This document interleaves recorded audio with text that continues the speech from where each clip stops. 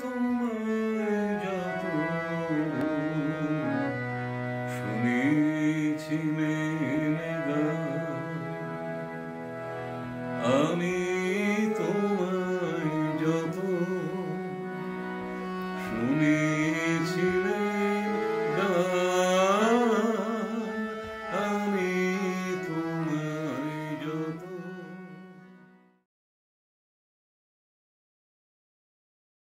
যদি আমাদের পরিষেবাটা নিতে পারে, আর এখানে এসে আপনারা চিকিৎসা নিলেন, রোগ সারলো কি সারলো না, উপকার হলো কি হলো না, তার থেকে আমরা এখানে যে একটা শিক্ষা প্রতিষ্ঠান চালাবো আগামী দিনে, এখানে আমাদের যে ছাত্ররা শিখবে তারা রোগী পাবে কোথায় শেখার জন্য, সেটাও গুরুত্বপূর্ণভাবে আপনারা যদি সহযোগিতা করেন তাহলে এখানে এই কাজগুলো গড়ে উঠবে আগামী দিনে। আর এই মুহূর্তের যে মেসেজ সেটা হচ্ছে আপনারা করোনা নিয়ে কেউ ভয় পাবে না। করোনা হচ্ছে একটা সাধারণ সর্দি জ্বর, একদম সাধারণ সর্দি জ্বর।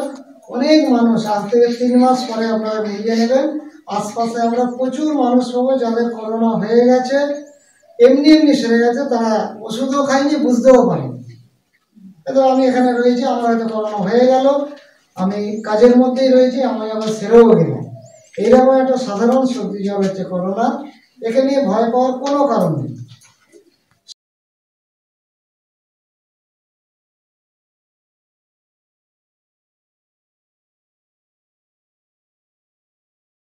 हो रही है, जिसके बारे में WHO ने कहा था कि ये फ्यूचर मॉडल हो सकता है। कोरोना के समय में आप अपने देश की समस्याओं, चुनौतियों, लापरवाहियां, कुछ खूबियों के बारे में जानते रहिए, लेकिन साथ साथ ये जिम्मेदारी बनती है एक दर्शक की कि आप दूसरी जगहों में क्या क्या चीजें हो रही हैं वो भी आप जानते रहिए। तभी आप ऐसे वक्त में अपनी अपनी सरकारों के काम का सही मूल्यांकन कर पाएंगे। ब्रेक के बाद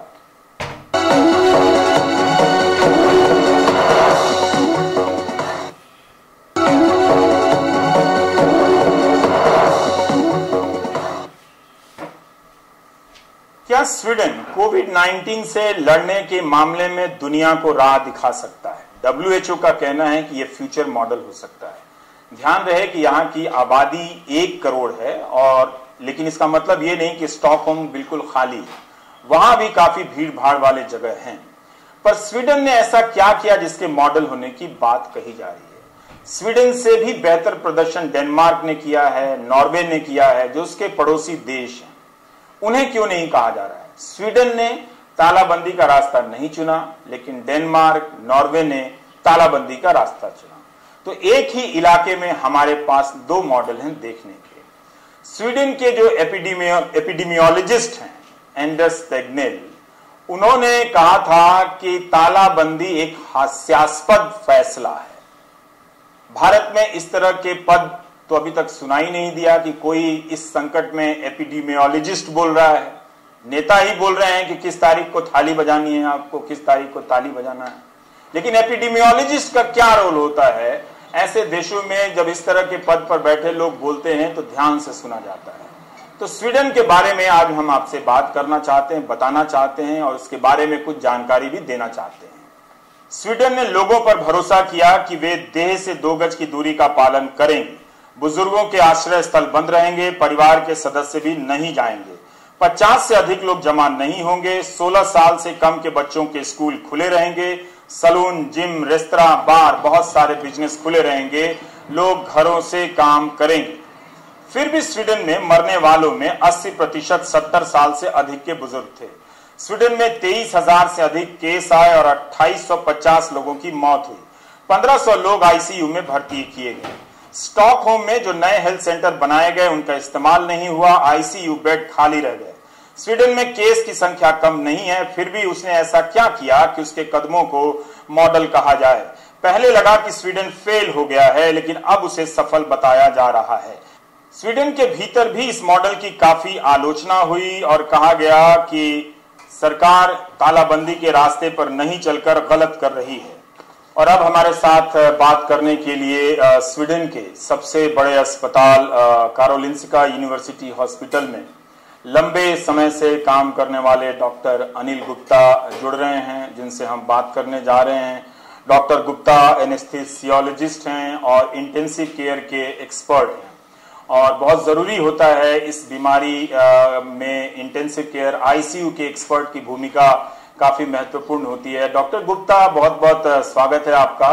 हम यही जानना चाहते हैं कि ऐसा क्या किया स्वीडन ने कि इसमें दुनिया के लिए मॉडल बनने की संभावना दिखती जा रही है।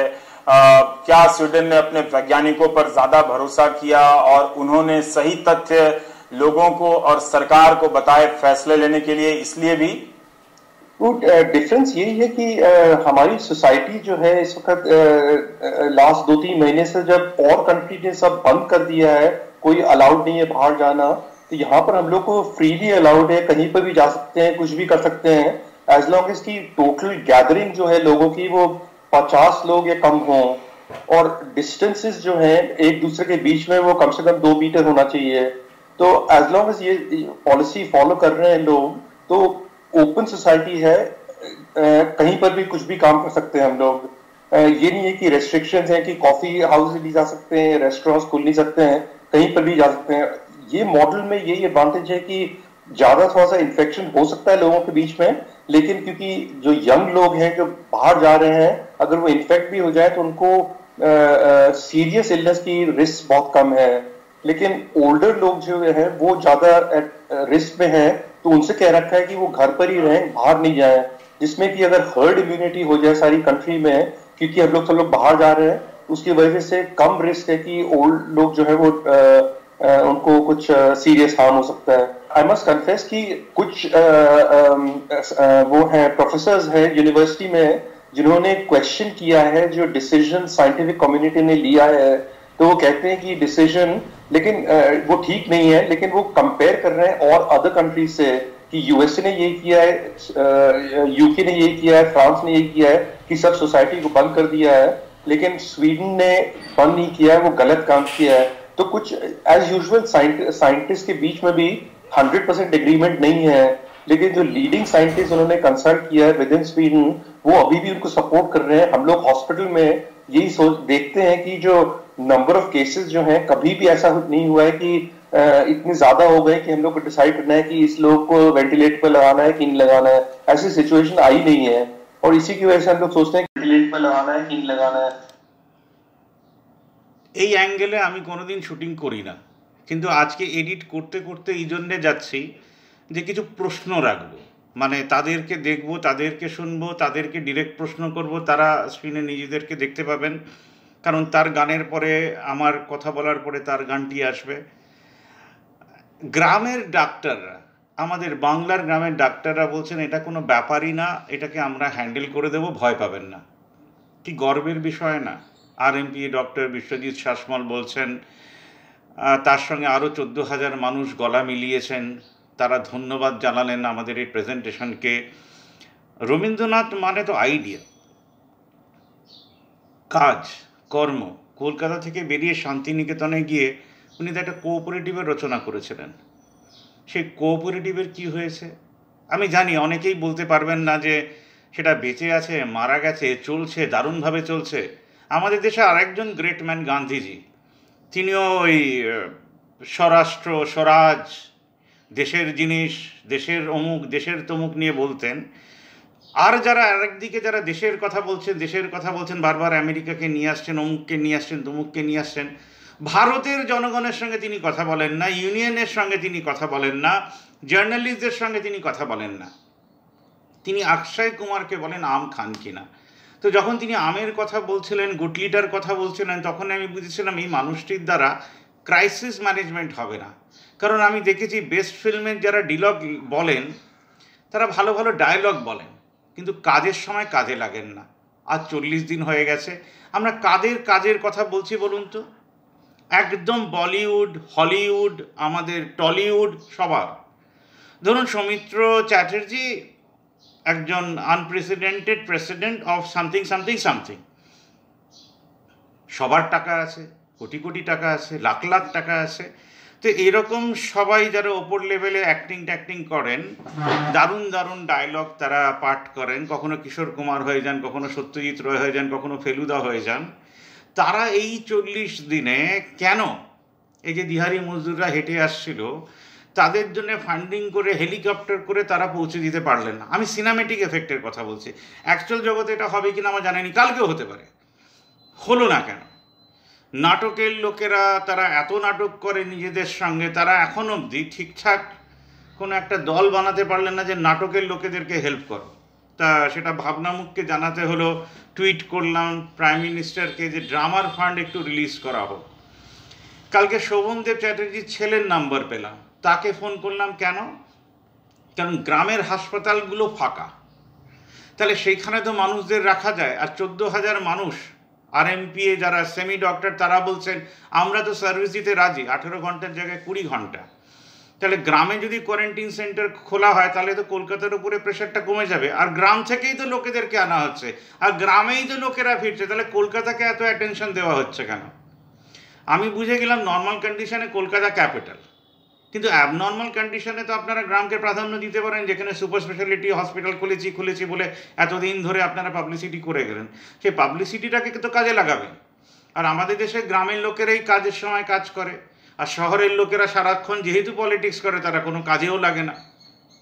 এরপরে আমি আমাদের স্ক্রিনে আনছি দীপা দাসকে, যিনি এইবার 8 মাস কথা হতে হতে এই বন্ধে এইবার তিনি অনেক মানুষের গান পাঠিয়েছেন এবং চাইছেন 1 মাস ধরে আমরা এই কাজটা করেও যাই। রবীন্দ্রনাথ অ্যান্ড সোশ্যালিজম ও রবীন্দ্রনাথ কেন নয়? একটা মানুষ এত লিখে গেছেন আমাদের জন্যে যে তার গানগুলো করতে করতে বুঝতে পারি এই কথাটার মানেটা এই ছিল, এখন বেশি করে বুঝতে পারি।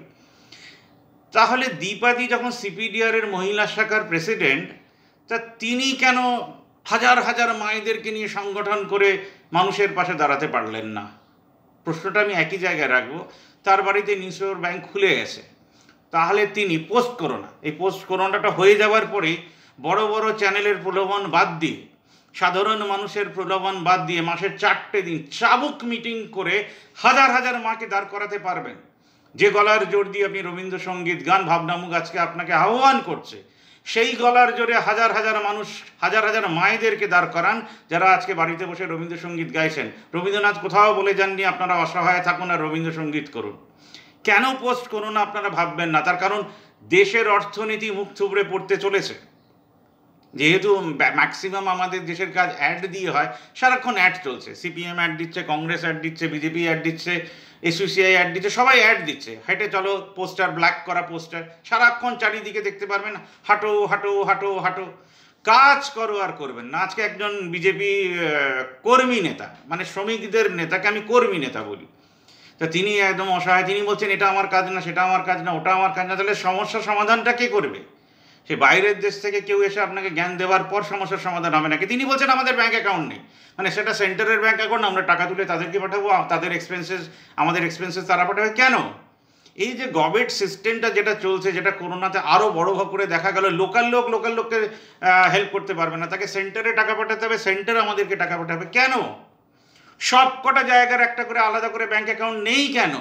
আজকে হাওড়াতে যদি ইন্ডাস্ট্রিয়াল সেক্টর হয় সেখানে আলাদা করে সব কটা ট্রেড ইউনিয়নের আলাদা অ্যাকাউন্ট নেই কেন? কেন আপনারা সেন্টারের কাছে স্লেভ হয়ে রয়েছেন? এইবার একটা গানের সময়, আসুন আমরা দীপাদির গান শুনে নিই, তারপর আমি প্রত্যেকজনকে আজকে ইন্ট্রোডিউস করবো এইভাবে কম্পিউটারের সামনে বসে, যে আমরা কেন রবীন্দ্র জয়ন্তী পালন করব, আরও বেশি করে করব, আরও বেশি করে করব। এই আগুন জ্বলতে থাকবে, আগুনের পরশমণি লাগুক প্রাণে, এটাও চলতে থাকবে। এবং আমি বারবার করে প্রশ্ন করে যাব, কারণ পোস্ট করোনা পৃথিবীটা সহজ হবে না। সিটিজেনরা এবার এমপিদের কাজ দেবে, তাদের একটা রিপোর্ট কার্ড হবে, তারা কত ঘন্টা সার্ভিস দিয়েছেন মানুষকে, তারপরে তারা ভোট চাইবেন। কারণ আমরা আর অসহায়ভাবে থাকবো না। একটা জায়গায় ভালো করে বোঝানো হচ্ছে আমরা 200 জন মিলে কি করতে পারি। কেন? 200 জন তো এক হতে পারে, তো প্রত্যেকটা 200 জন এক হতে হতে একদিন তো 120 কোটিও এক হয়ে যেতে পারে। কিন্তু আমরা 200 জন একটা কমিউনিটি কিচেন খুলবো, একটু খাটবো, আর যেই লকডাউন উঠে যাবে ভুলে যাব। কেন? Community kitchen two community development হবে না কেন? আজকে 200 আছেন, কালকে 10 জন করে মাল্টিপ্লাই করলে 2000 হয়ে যাবেন। 2000 মানুষ 300 টাকা মাসে দিলে, কেবিলটাকে অফ করে দিলেই তো হয়ে যায়। আপনারা ভেবে দেখুন, ভাবতে থাকুন, আর রবীন্দ্রসঙ্গীত শুনতে থাকুন।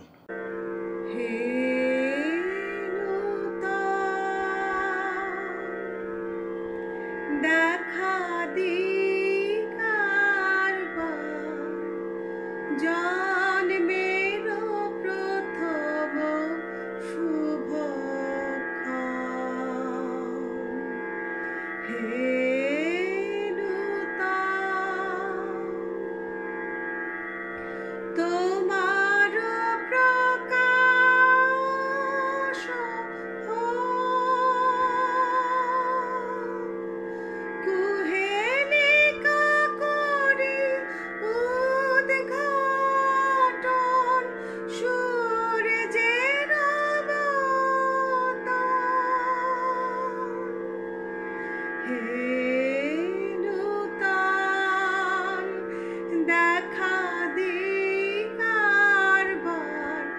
জন্মের প্রথম শুভক্ষণ হে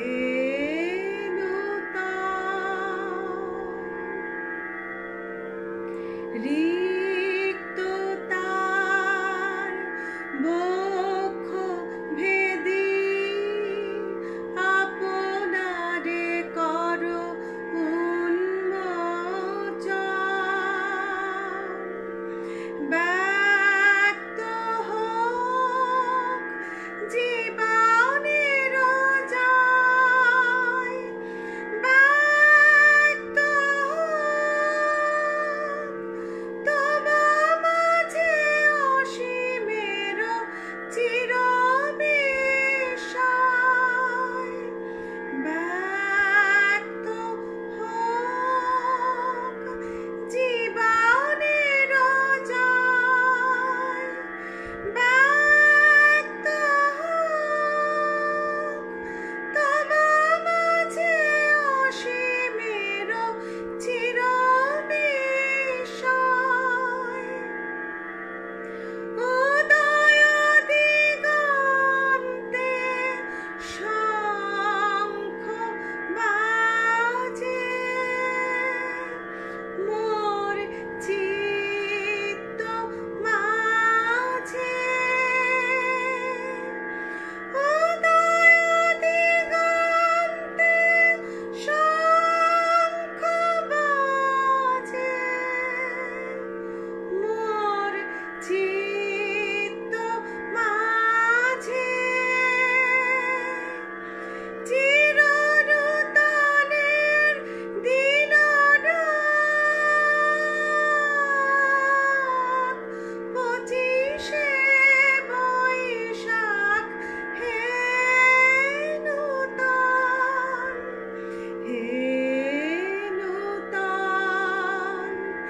দেখা দিকারবার জন্মের প্রথম শুভক্ষণ হে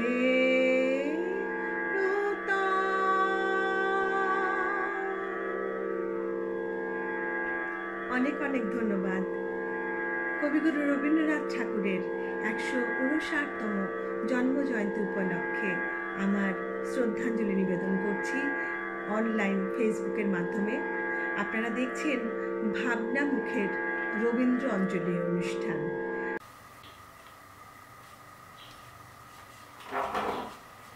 কি অদ্ভুত না, আজকে আমার ওয়ার্ক স্টেশনটা হয়ে গেছে সেন্টার, যেখান থেকে আমি এক এক করে যাদেরকে স্ক্রিনে নিয়ে আসবো তাদের সম্বন্ধে বলবো। খুব ভালোও লাগছে।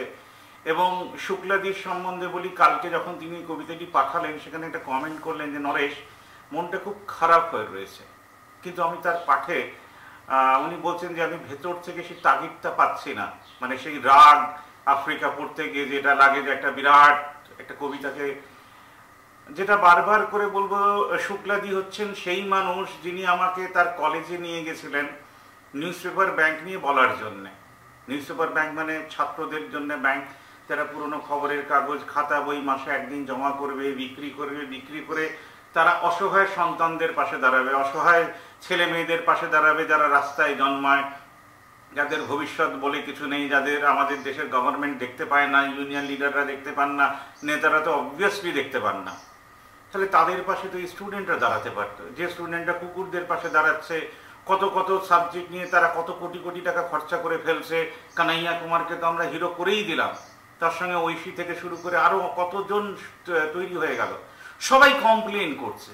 এটা অদ্ভুত দেশ, কেউ সলিউশনের কথা বলছে না। ভাবনা মুখের তো একার দায়িত্ব এটা হতে পারে না। তাই হাজার হাজার হাজার হাজার হাজার হাজার স্টুডেন্ট প্রফেসরদের হাত ধরে একটা দিক এগোবে যেটা সলিউশনের হবে। কারণ পোস্ট করোনা পুরো পৃথিবী ভুল ধরে গেছিল। এবার বুঝতেই পারছেন শুধু রাষ্ট্রের হাতে ক্ষমতা থাকলে কি হবে, আমরা একদিন হারিয়েও যেতে পারি। তাই মনে করে লড়াইটা করুন যে আমাদের কি কারোর পাশে দাঁড়াতে হবে, এবং কাল পরশু নয়, মানে 1 বছর পরে 2 বছর পরে ভেবে ভেবে কিছু একটু চাকরি টাকরি পেয়ে যায় তারপরে না। প্রতি মাসের একটা দিন 2 ঘন্টা বার করুন দেশের জন্য, নইলে আমাদের দেশটাকে আমরা বাঁচাতেই পারবো না। হাজারো হাজারো মানুষ মারা যাবে এবং রাষ্ট্রনেতারা কিছু কিছু বক্তব্য রেখে যাবেন আমাদের চোখের সামনে, এবং আমরা বিশ্বাসও করব। বিশ্বাস করুন, কিন্তু নিজের কাজটা মন দিয়ে করুন। পাড়ায় 2000 মানুষ এক হয়ে যদি 100 টাকা দেয়, সে টাকায় যা হবে অনেক কিছু করতে পারবেন আপনারা। নতুন করে ভাবুন, নতুন করে ভাবুন, কারণ রবীন্দ্রনাথ বারবার করে নতুন করে ভাবার কথা বলছিলেন। আসুন এবার শুক্লাদির আফ্রিকাটা শুনে নিই। রবীন্দ্রনাথের জন্মদিনে আমি আমার শ্রদ্ধা জ্ঞাপন করছি তাঁরই লেখা আফ্রিকা কবিতাটি পাঠ করে। আফ্রিকা। উদ্ভ্রান্ত সেই আদিম যুগে স্রষ্টা যখন নিজের প্রতি অসন্তোষে নতুন সৃষ্টিকে বারবার করছিলেন বিধ্বস্ত, তার সেই অধৈর্যে ঘন ঘন মাথা নাড়ার দিনে রুদ্র সমুদ্রের বাহু প্রাচী ধরিত্রীর বুকের থেকে ছিনিয়ে নিয়ে গেল তোমাকে আফ্রিকা। বাঁধলে তোমাকে বনস্পতির নিবিড় পাহারায়, কৃপণ আলোর অন্তঃপুরে। সেখানে নিভৃত অবকাশে তুমি সংগ্রহ করছিলে দুর্গমের রহস্য, চিনছিলে জল স্থল আকাশের দুর্বোধ সংকেত, প্রকৃতির দৃষ্টি অতীত জাদু মন্ত্র জাগাচ্ছিল তোমার চেতনাতীত মনে। বিদ্রুপ করছিলে ভীষণকে বিরূপের ছদ্মবেশে, শঙ্কাকে চাচ্ছিলে হার মানাতে, আপনাকে উগ্র করে বিভীষিকার প্রচণ্ড মহিমায় তাণ্ডবের দুন্দুভিনী নাদে। হায় ছায়াবৃতা কালো ঘোমটার নিচে অপরিচিত ছিল তোমার মানবরূপ। উপেক্ষা রাবিল দৃষ্টিতে এলো ওরা লোহার হাতকড়ি নিয়ে, নখ যাদের তীক্ষ্ণ তোমার নেকড়ের চেয়ে। এলো মানুষ মারার দল, গর্বে যারা অন্ধ তোমার সূর্যহারা অরণ্যের চেয়ে। সভ্যের বর্বর লোক নগ্ন করল আপন নির্লজ্জ অমানুষতা।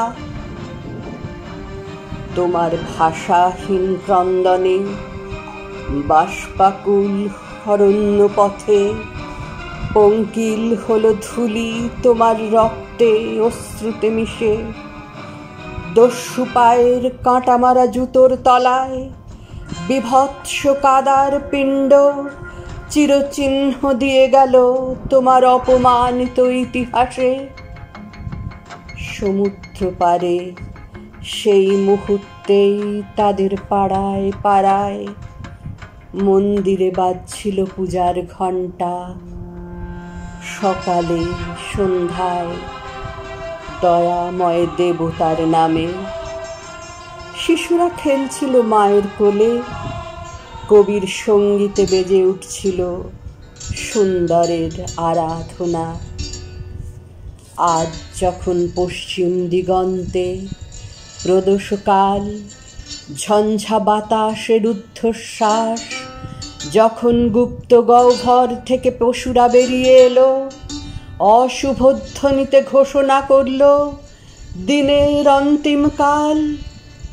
এসো যুগান্তের কবি, আসন্ন সন্ধ্যার শেষ রশ্মিপাতে দাঁড়াও এই মান হারা মানবীর দ্বারে। বলো ক্ষমা করো, হিংস্র প্রলাপের মধ্যে সেই হোক তোমার সভ্যতার শেষ পুণ্যবাণী। নমস্কার। এই আকাশে আমার মুক্তি আলোয় আলোয়, এই আকাশে আমার মুক্তি আলোয় আলোয়, আমার মুক্তি ধুলায় ধুলায় ভাসে ভাসে, এই আকাশে আমার মুক্তি আলোয় আলোয়।